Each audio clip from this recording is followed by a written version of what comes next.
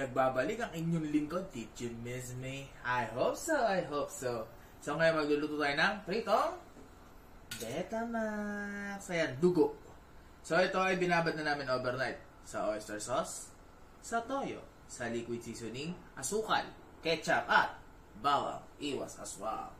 Ayan, actually pinainit ko na yung ating kawali. Mainit na. Lagay yung mantika. Because it's prime time, baby.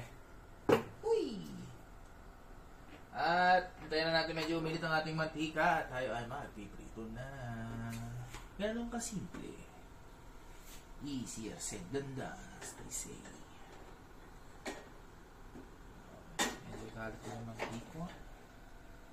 Pag mainit na, sasalang lang natin yung ating Betamax.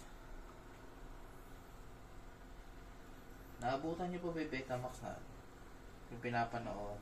Kung inabutan mo yon, dapat may anak ka na. Charot, biro lamang. No pressure, no pressure. Ayan, mainit-init na siya. Para yung video yung ano lang, camera man ko dito, mainit na ulo. Gutom na ata. Gutom ka na ba? Magsabi ka lang.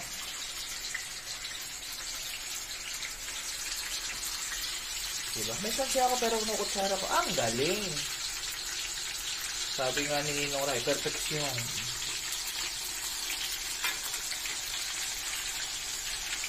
Lasa na natin sa mantikwa. Sabi nga ko kung oil. Hindi siya baby oil. Ganun. Mabango. Okay, hindi na kasha.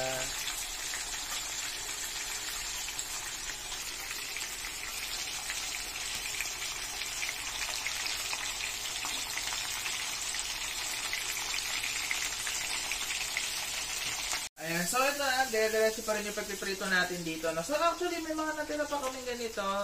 Next content ang iihawin naman namin yun.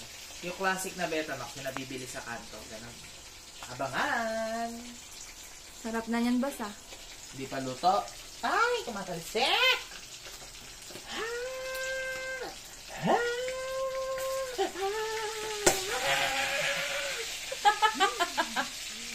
Nananakit.